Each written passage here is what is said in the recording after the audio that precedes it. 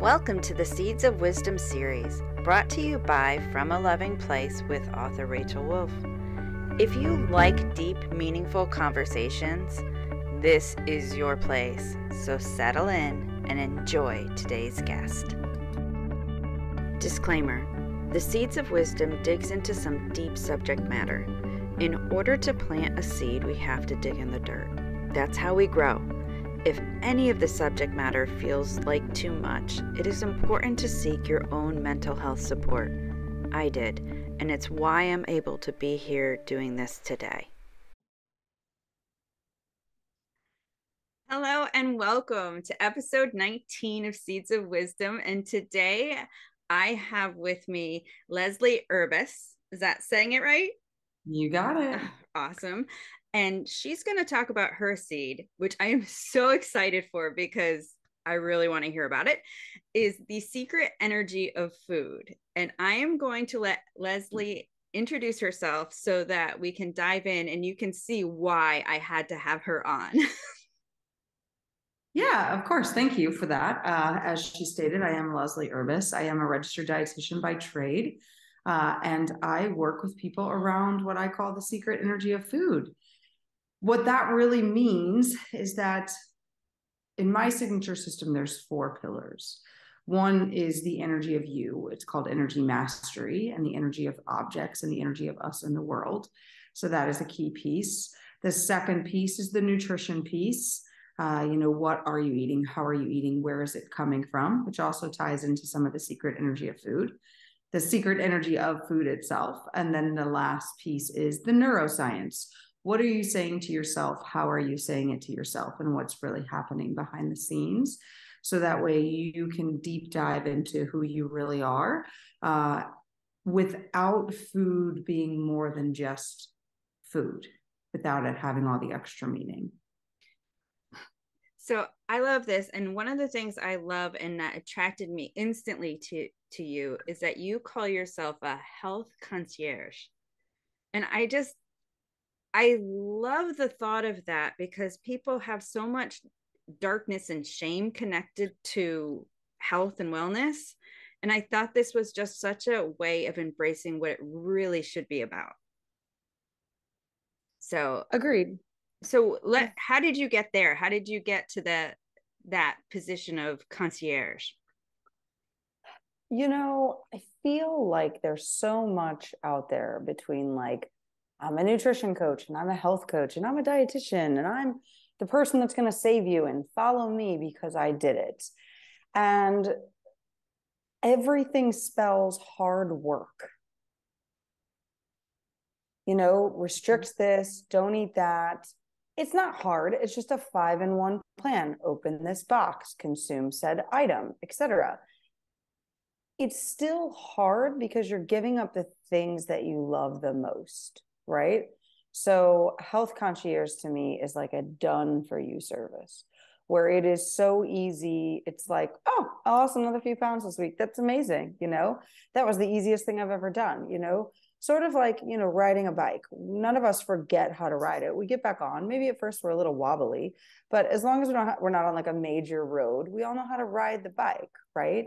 Well, we all intuitively know inside of ourselves what we need to eat and how we need to eat and when we need to eat, but we lose those things at a young age. So why I say health concierge is through the services that I do and the signature system that I have. I really step into people's psyche so they can understand that you can't get to home plate if you're still holding on to first base. You have to take that step. And when you step into learning all these pillars and where you're going, you get the results you're looking for. I love that. And I love that you bring it all together. It's not just one piece of the puzzle, and because I feel like so many people do a disservice because they bring in a piece without looking at the whole of it. Because I know for me, the whole of it really matters. I remember I used to go on a treadmill for like an hour and just try to bust it and bust it and bust it. And in the meantime, I wasn't enjoying what I was doing. I didn't like myself, for doing it. And it was like all of a sudden I got that aha moment of like, no, this isn't the way it needs to be. So I started taking walks that I loved just in nature and not having the attitude of, I need to lose weight. And just that shift in, this is healthy for me, body, mind, and soul, taking nature walks is healthy for me. And it made a huge difference. And I ate differently because my attitude was in the right place. So that's one of the reasons I am so, I love what you do, is because you take it all. You really look at that. So let's talk more about the energy of food, the secret energy of food. What exactly does that mean? So the best way I have to describe this is, have you ever walked into a store wanting to buy something? You know exactly what you want to buy. Let's even say a car. I'll go with this. This is a great story with me, a car. I knew exactly the car I wanted. I wanted a Honda Civic back a few years ago, 2013, after I crashed my car. I wanted a 4-door Honda Civic. I wanted it black. I didn't care about the seats inside. It had to have a sunroof. It had to have Bluetooth, and it had to have a backup camera because I didn't have one in my last car. Right. So I'm like, these are the things that it has to have. So my husband, who was my boyfriend at the time, so he put in a lot of effort, found some cars. And I said I was fine with a used car. I didn't need to buy a new car because we were unsure of if we were going to get engaged and get married and have kids, etc. I just, knew people were tired of climbing in the backseat of my 2-door, Honda Civic. So we go to this first one. Wonderful place. Very good atmosphere. Felt great. I felt great. The connection felt great. I wanted the car, right? But the car had an accident, right? And we all know buying a car that's been in an accident reduces its value, whatever, they teach us. So I was a little hesitant. So we moved onward. We went to go see the other Honda Civic, which was located 35 minutes away from us. And we got there, and it was like, I went from looking at the Honda Civic I wanted to all these other things that I didn't really want. And all of a sudden, I'm looking at a car that's way more expensive than I wanted, with all the bells and whistles. That's not even the make or model. Well, I guess it was the make, not the model that I wanted. And I was like, I don't feel good anymore, right? Like, it doesn't feel right, right? So that experience is really what's happening with food. And you have it every day, but you're unaware of it, because when you were little, you understood it, but you were refuted it. Okay. Mom, I'm thirsty. No, you just drank something. Mom, I'm hungry. No, you just ate. You refuse to eat. Because you refuse to eat what I gave you, you don't get anything else. Okay. Then you go to school and you're told, eat here, drink here, eat here, drink here. We're getting better with the drinks, at least in school. Most kids are allowed to walk around with them, right? Okay. But I mean, feel that, like, you just feel that, like, it's palpable. Do what I say now. Okay. Now, yes, I understand that there's a direction where kids have to be taught that because they have to learn direction. And there's only so many times you can say it kindly, because saying please and thank you at points doesn't work. When you say, Mom says, put your toy away firmly, it comes across somewhat rude because normally you make them say please, right? Okay. But you're getting the gist there, right? Yes. So with the food angle, you're intuitively understanding. So fast forward to now me understanding more about food. Okay. My 14 years as a dietitian, I really started to step into energy, really learning how energy works, right? Energy is everything, right? Energy is money. Energy is you and me talking. Energy is everything, right? So as I started to step into that, I really processed that food plays a toll on people. Now, that doesn't mean that you can't eat something that you desire. It's just based on how good do you want to feel, what energy exchange do you want, and how do you feel with it. Other day, my husband cooked a meal, and I looked at it and I was like, nothing wrong with what he did. I just don't want to eat it. I wasn't like, I feel like I'm going to not want this. My son, who's 2, was not forced to eat it because I don't force my kids to eat food. Okay. But he didn't touch it. My daughter ate a tiny bit and left it. And I ate the portion that I knew that I should, because I didn't want my husband to feel bad that none of us ate it, right? Because I'm the older one in that situation. Less than 30 minutes later, I came out to this very office and I was like, I feel sick. I didn't puke. I didn't throw up. I just felt sick. And the next day was definitely apparent in my body. So why? Because I understand the intuitive nature of that, and everybody has it. Everybody has that physical capability of losing weight, of being in alignment with the foods that work with their body. And everybody's a little bit different. Now, that does play into seasons and where you live and all that kind of stuff. But it's all possible for you to do when you understand that the food that you consume is just like the used car salesman. Some of it is telling you, don't buy me. And some of it is saying, I'm the right one for you. Even though I've had an accident, like I'm an apple with a bruise, I'm the one you should consume. Does that make sense? Absolutely. Oh, I love that explanation of that. Now, how did you get here? I mean, how did you really uncover that connection for yourself? Yeah. So what's funny is that the weirdest way. So, how I even became a dietitian is really just funny. I say it's because when I was a kid, I was obsessed with calories, which is true. I was obsessed with calories, but I was also obsessed with my mom saying, oh, an apple's better than a chocolate bar. Why? She couldn't answer. Why? Well, then, I mean, why do I have to believe that? Right. I was always that kid, but I actually stepped into being a dietitian because my sister was going to go to a school that was close to our home in St. Louis and learn to be a dietitian, but chose not to. She chose a different path. I wasn't ready to move away, which is hilarious because I'm now living in Spain and my parents are in St. Louis, Missouri. But anybody would have never believed I would ever leave my mom. Anyway, so I was like, I'm going to go to school and do what she was going to do. That's the school I want to go to. And I'm going to follow what my sister was supposed to do, which is being a dietitian. And I am a box checker. So I was great at checking my box. People would change their, major. And I'm like, I'm not changing my major. Why would I change my major? That sounds like more school. I'm not doing more school. What do I want more loans for? Right? So this is my rationalization. So I followed it through, box checker and all, went to my internship, was offered a job in the military, landed the job in the military because I'm a great box checker. I did good in the military, but not efficient enough for me to desire to stay.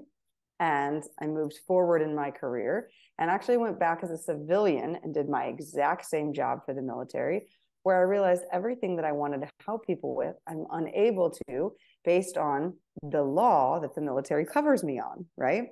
Mm-hmm.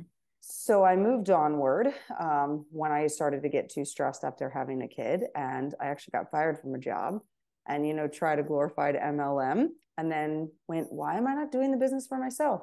When I sat in school as a diet to learn to be a dietitian, I wanted to be an entrepreneur. So as I stepped into my role of entrepreneur, I went through many phases. No one got what I was trying to communicate. And about June of last year, I met a girl who was a stylist. It was just a conversation we were having. And I went, I'm going to hire this stylist. And I don't know why. I do want to revamp my look. I do want to look a little different. I want to feel different. So I know I'm going to hire her. And to this day, I'm so thankful for it. And she did energy work with me. And when we started to end, I went, I can't be done. So I learned more about energy work. And then I met the woman who created the energy work.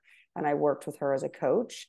And she is actually the one that wrote a book called The Energy of Food. And through working with her, she's giving me exclusive access. It's the only person that's able to teach this, work with her directly, be able to communicate it, et cetera. Because as we started talking, as soon as I learned that she had it, it was one of those like, I'm supposed to read this thing, I'm supposed to know this, because in a weird way, I think I've always known it, but not known it, just like she always knew it, but didn't know it. So she is the creator of it. I give her 100% credit. As her, protege or, person below, I'm the only one that's privileged to teach it. And this is the first time it's been broadcasted in a course or a long-term program where people can really work on this and make their health, as I like to say, be forefront. Because it's not just weight loss, but it's, curing of disease, curing of inflammation, curing of all those things, because you're finally living out the energy of your food. Well, and so I've been studying energy work too. So yeah, I just finished another book on EFT and energy psychology. And so and Donna Eden was one of the people who does a lot of the practices, the energy work practices in there. And just that shifting and doing these physical practices that are actually in a lot of psychology techniques, like for healing trauma, for doing all this, they're all there, you know. And that's what the neuroscience is showing, is it's energy work, but they just put it in a very scientific way of understanding it. So I love that, because it really does matter. The energy of everything matters, and to act like it doesn't does us all an injustice. It just does, because if we're resisting it, it just makes the problem worse. You know, it's that shove it down, I don't want to know, which never is good. Right. To sweep it under the rug, and then you're always tripping on the rug. Oh, yes, yes. Yeah. I feel like I run into that every day with people. It's like, no, it does not work. It even to come to that place of being able to say to people, I'm okay feeling sad right now. I can feel sad. It's okay. You know, to accept how and where I feel when I feel it, without trying to shove that down, because I know if I feel it, it's going to move out of me.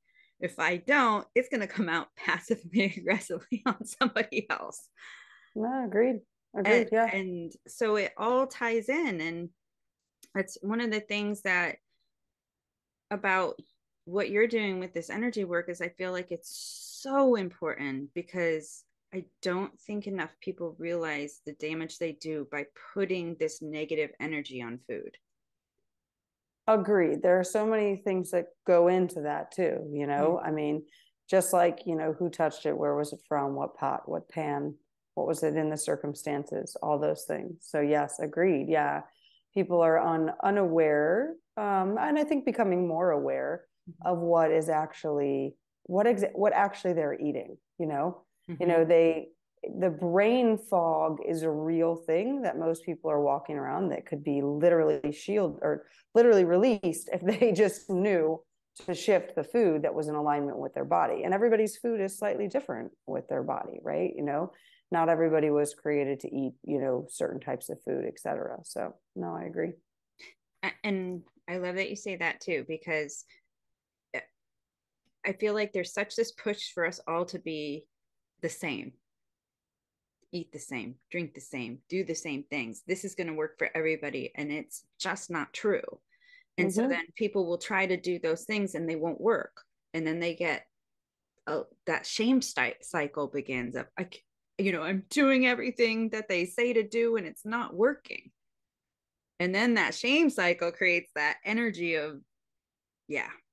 So let's,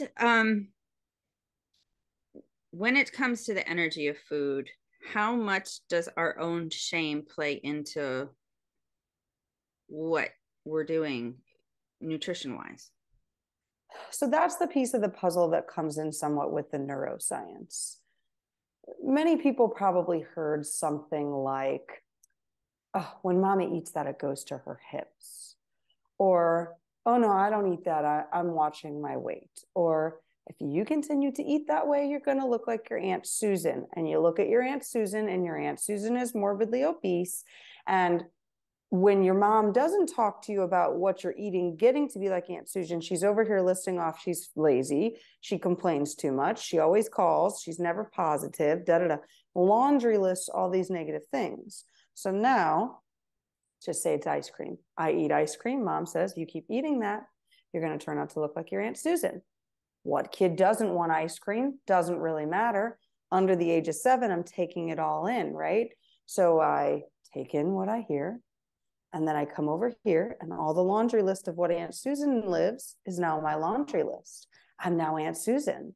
And without actually processing, you now become Aunt Susan through your age only because of your brain, and it has nothing to do with anything you did. Now, that goes for things like the majority of women right now are like, I'm in menopause, so I gain weight. It's just menopause. It's only menopause because you say it's menopause, okay? Because everybody heard from their mother it's menopause. Or I could eat like you when I was young too, but wait till your 30s, okay? When you're programmed like that and you hear it over and over and over and over, you're going to get it. What's funny is that men don't have the same thing because men don't vocalize as much. There are men that are the exception to the rule, but this is why women have those repetitive stories, because we talk more about that vocally, and we're not understanding what we actually did was program a replica of ourselves in our weight, in our nutrition, in our fitness. So that's another pillar of what I teach, because you can't just say, here's your keto or intermittent fasting, or here's your 5-in-1 plan, or whatever it is somebody's handing you. That is what I call a Band-Aid. It's going to work for a while, it's going to stick, and it's going to happen, but every Band-Aid fades. I don't care how big the Band-Aid is. I don't care how sticky the Band-Aid is. Even the best sticky thing on the wall loses its stickiness, right? So with that, you can only get so far. You have to handle all the pillars, or at one point you'll go back to where you were before because you didn't overwrite the pattern. So with that, we are going to wrap up our first part of the segment of, if you want to see more of this interview, because I know it's going to get really good, because I am just blown away right now. Stick with YouTube. YouTube has the extended video, and if you're listening anywhere else and this is the end for you, thank you for coming, and know if you are here, it's because you were meant to be. Okay, so let's talk more about this self-sabotaging food, or self-sabotaging messages around food and around health message. I mean, you just blew me away, because like all these things, it was like, talk about checklist, check, check, heard that one, check, check, absorbed that one. And I love that you have a plan that works with all of that, because those embedded messages are so dangerous. They're just, and just talking to you, I realized that I was like, oh, that's something I have to work, I have to work on reframing that message, because that menopause excuse, I've given it to myself. Oh, I'm in perimenopause. That's what everybody said. You're going to gain weight. It's real. Yeah.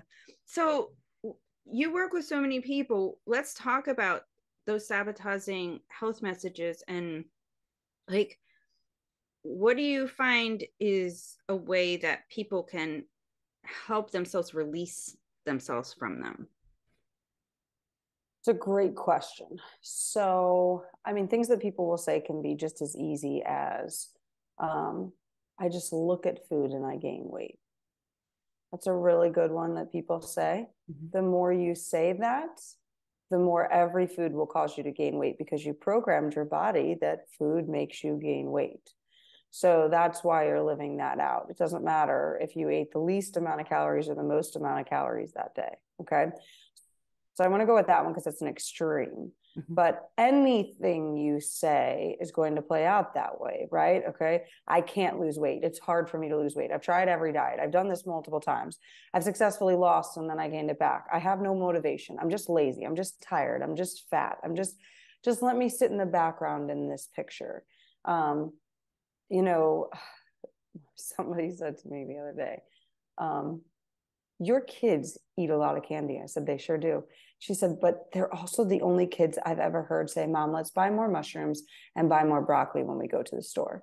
They're also, we live in Spain now, and Spain does vegetables, but not like we do vegetables. So whereas I would normally get broccoli on the side for the kids, they're getting like, a chicken nugget or a hot dog or whatever it is that they're choosing. And then they're like, this side of fries. And they always just kind of look at it like, what am I supposed to do with that? And 99% of the time they throw it away. It's not because they don't try it. They eat it, but they're like, meh, right? Whereas I would devour those French fries as a kid, right? But I have never placed them in a good or a bad category. So what is the difference between that and how does somebody conquer that? They have to remove the power from the food. The power has to be away. So the moment you say I'm going on a diet and I'm removing all these foods, the food has all the power, right? It's just like your mom being like, you can't have this toy or this toy or this toy or this toy or this toy because you didn't do what I said you were supposed to do. Okay. So mom takes away all the toys. Okay. But in our mind, food has become our toy in a different way, especially as we age, because food is our emotion. It's like birthday, let's eat some cake. I've had a bad day at work. I'm going to eat some chocolate or drink a whole bottle of wine or have a whole case of beer or drink 7 Diet Cokes. I don't know, whatever it is your fancy, right? Isn't it? Trust me, I know over the years and years of working out. You're okay. Don't know why that happened. Okay. No biggie. So you jump into that. It's all human, right? Yep. Okay. So anyways, as you jump into that and you become that statement, your body will give you more of that. So the only way you can do it is to remove the power from it. Okay. So the easiest way I have to explain that to somebody is, how do you remove the power from anything in your life? Okay. That's the first step you take, because we're all removing power from something in our life at some point, right? Before I had children, you would walk in my house and not believe somebody lived there. Okay. Very clean home. Okay. Now I still have my level of cleanliness, but you're going to know somebody lives there when you walk into my home. Okay. My daughter's Barbie house that we bought her for Christmas and everything was all perfect and in one spot. I don't even know we'd find all the pieces again. And it's, February 14th that we're, filming this. So like, they're all gone. Some of them are there, but some of them are gone, and you never find those. You move or you change rooms or you clean everything up and you just never find those pieces. You don't know where they go. Okay. So how do you remove the power from that? You just say, just can't really handle that today. It's just going to look the way that it is, right? Okay. I'm just going to eat the donut today and it's going to just be okay. Takes more than a day, whereas everybody wants that to be a day. But that's one of the first tips I give people. I have about 5 or 6 different ways that I really dive in, but that's my easiest way to explain it to people. You give away something that has power over you every day. Something is giving way every day that you're like, okay, I'm going to accept the fact that there's 10 dishes in the sink because I'm exhausted and I go to bed. So you gave up your perfectionist nature with the dishes in the sink to go to bed. Okay. You chose to sleep instead, right? So we all allow semi of the power to drift every day, but we need to focus that around our food and the choosing that we have and the statements that we say in our brain in order to make that officially work. So I have to interject with this really funny thing. So with what happened to me just now, it's so funny because I am all about energy and how the universe works and all of this stuff. So what popped up out of nowhere on my screen was some weird thing that says it's change is hard. And I'm like oh my gosh, another message. It was like that message that we convince ourselves. And so we make it hard by saying it's hard, and we resist it by making it hard. And so I was like, normally I would be freaked out by that, like something like that happening. But the fact that it said that, it wasn't even something I listened to. So, I mean, talk about the universe speaking through the conversation. Yeah. But the fact that that's right on cue, it's what we tell ourselves. 100%. I mean, change is not, weight loss isn't hard. It's really not. We've convinced ourselves that it's hard, but that's part of what once people work with me in this, like I mean, one of my clients, when she came to me, she's like, I've tried to lose weight for years. You know that I've done every diet. I mean, we were friends like back when I was in college. I was 22. So it's like, what? I don't know, 15 something years later, something like that sounds about right. Maybe even sooner than that. Maybe we were like 18 the last time we saw each other. And she has not counted a calorie. She has not portion controlled anything. She took a cruise. She's still working. She hasn't done crazy workouts or anything like that. We've been working together now a month and 5 or 6 days, and she's lost 16 pounds. Wow. Not doing any of those things. She's like, this is easy, Leslie. I'm starting to scare myself. I understand that. So we work on that piece too. Your limiting belief that it can't be this easy, right? But weight loss is this easy. Your internal body was created to be healthy. None of us were put on this planet to be morbidly obese and sit in a chair. We just somewhere got mixed up in our line. So once we can come back to, this is the food that's right for me. This is the energy behind my food. This is the food that's right for me. This is how often I need to eat. right? Not somebody saying follow this intermittent fasting pattern. Maybe that is what's right for your body, but maybe it's not. Maybe you are meant to eat at 11 p.m. You know, I'm living in Spain right now and they eat dinner at like 10, 11 p.m., right? You know, the woman today was like, if we get our niños, our kids in bed by 10 p.m., we count ourselves doing it right, right? In America, people are like, what are you doing, right? There was a baby in the bar the other day at 10:30 p.m. I'm like, oh my gosh, that baby is staying out later than I am. I am ready to go to bed, right? Like ridiculous, but it's just the different walks of life, right? But you don't, since I have been here, I don't know that I've seen a morbidly obese Spanish person. I've seen obese or overweight, but not huge, right? And so you have to understand that it is also all of those pieces that play into this. Change is technically not hard when you're not in resistance to the change. If it's hard, you're just choosing change in the wrong direction, right? You're trying to change into something that you were not supposed to be anyways, you know? Not all of us are supposed to be motivational speakers, you know? So somebody that's fighting to get themselves to speak on stage, maybe you're not supposed to. Maybe you could just speak to a small audience or whatever it is, you know? Like it's okay to, you know, take it step by step and to learn which way to go as well. So yeah. I have to say my face hurts so much from smiling and nodding so much, because everything you are saying I am completely connecting with, and it's like so many aha lightning bolt, you know, fireworks are going off in my brain just listening to you. I mean, it is truly, it's like what you were saying, it's like intuitively inside knowing it, but hearing it come in and going, oh yes, this, yes. Yeah.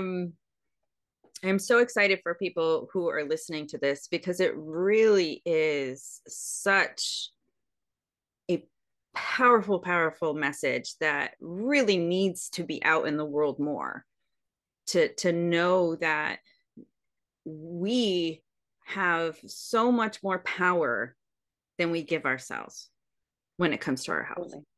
Completely. We hand it over to a man in a white coat. And don't get me wrong, I'm not saying doctors are bad, but I am saying they are just educated guessers, just like the people that do the weather. They're educated guessers, right? We are taught to educate a guess, and there's nothing wrong with that. But you have to truly know the inside of you. That is part of what I say when somebody's like, how would you know the secret energy of food? I said, you've probably thought before a doctor just doesn't get you. Yeah. Well, and how many times do we tell doctors all our messages? Right. We're not telling the doctors all the messages that are playing in our head. Right. They don't have that in the 20 they minutes we get, right? Stuff. Yeah. They might think we're totally insane. No, they hear the things we Googled because yeah. we've had all the thoughts. And so we come up with the answer, and then they're more annoyed with us, right? You know, like I totally get it. Yeah. Yeah. It's it's just all clicking into spaces for me. And I knew I needed to talk to you. Like I found you on LinkedIn and started seeing your informational live broadcasts on for LinkedIn, and I was just like, oh yes, I need to talk to this woman. She's just, because you just bring such a different energy to it all, and yeah, it's what connects it all. You know, it's like, oh, this is why this worked. You know, for people who have tried things and they worked and then they didn't recognize why, this could be a big part of that for them. And so they didn't repeat that thing about the messages, and they might have done the action steps without changing the message. And then again, it didn't work again. Correct. Right. You're never going to win over the subconscious programming that's running behind the scenes. You have to shift that, right? So if I say, you know, every day, if I look in the mirror and I'm looking at myself and I'm like, you're fat and ugly, but I'm doing all the things to make myself healthy and skinny. Every time I go back to the mirror, it doesn't matter. The programming is you're fat and ugly. So even if I lose weight and I get to where I am, guess what I still say? You're fat and ugly. That's your programming. That's why I joke and say all the time, you can't hate yourself skinny. But that's what every diet teaches you to do, is hate yourself skinny. You then hate yourself at skinny. So then you either force yourself to stay on some drastic diet in order to continue to look the part, because at least you know you're still getting compliments on the outside world, or you've hated yourself skinny, you still don't like yourself, and that's when you self-sabotage yourself back way to the top because of, like you said, the subconscious reprogram, or the sabotage programming in your brain takes back over and sabotages you little by little. Oh, just have a bite of that. Oh, okay, just do that. Oh, you earned this. Like You it's a got bad this. thing. Right, exactly. Yeah. But those are all just messages that we receive from somebody else and just have to be replaced a little bit. It's so powerful. One of the things I want to talk to wrap this up about is when we self-sabotage, like when we've lost weight, let's say when someone has lost weight and they felt good, but they've done it without all the pillars, and they go back and those self-sabotaging messages, because they didn't deal with that, start creeping in. What is the way that you have found? Is there a way that you have found that helps to keep the reprogrammed thinking alive so that it doesn't fall back? Do you know? I hope that made sense. Yeah. Yeah. So my thought process is you still have to go back and pick up the other pillars, right? Mm-hmm. So the thing is that, so sometimes I do have people that work with me that are like, I have this 10 pounds left to lose.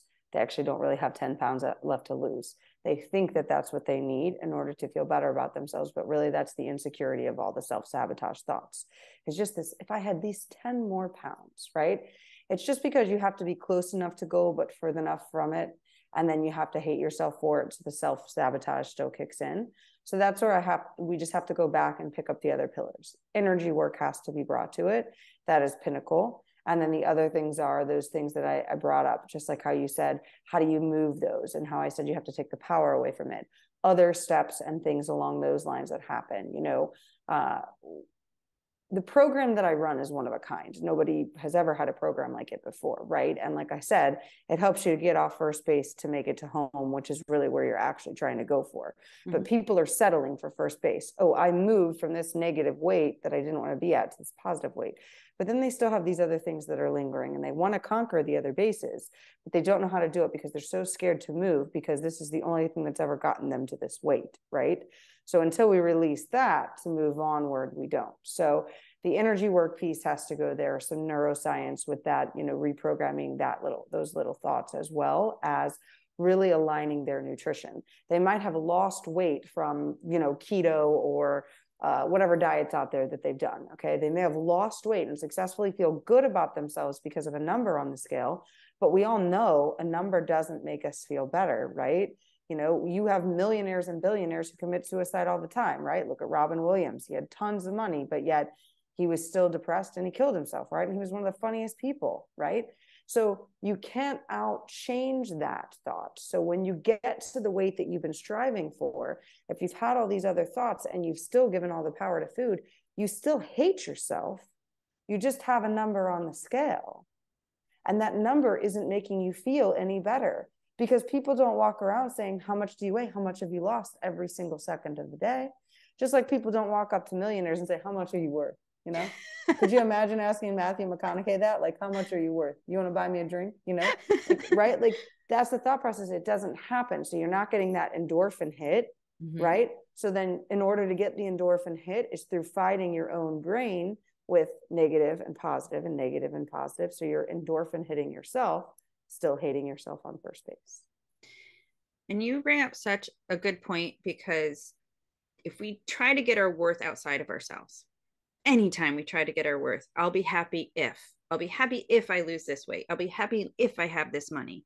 I'll be happy if, when we get to that, when we get it and then we don't change, we just self-sabotage again.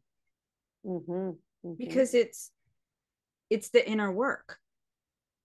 It's aligning ourselves inwardly and aligning ourselves with that energy that we want to be living in, not correct. what we can get on the outside. Mm-hmm. It's not going to make us happy. Correct. And Right. I think your example of Robin Williams is a perfect example of that. Success doesn't make people happy. You know, making people feel better about themselves doesn't make people happy. Because he made so many people laugh. But that seeking outside of ourselves can't make us happy. And you really, the way you have approached this, you have hit all the right spots for me, and knowing that the intuitive hits that I've had about my health have been right.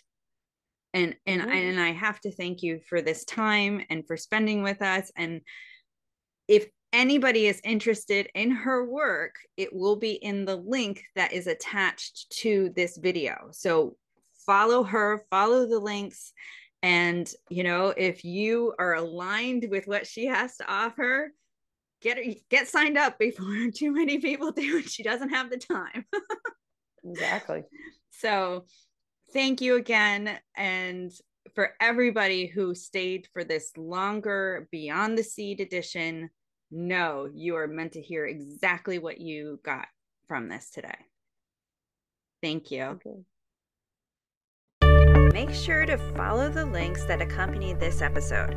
You will learn a lot more about today's guest and see what they have going on now. You will also get all the links to follow them on their journeys if this seed resonates with you. Come back next week for another Seed of Wisdom. If you loved what you saw or listened to, don't forget to subscribe to the channel.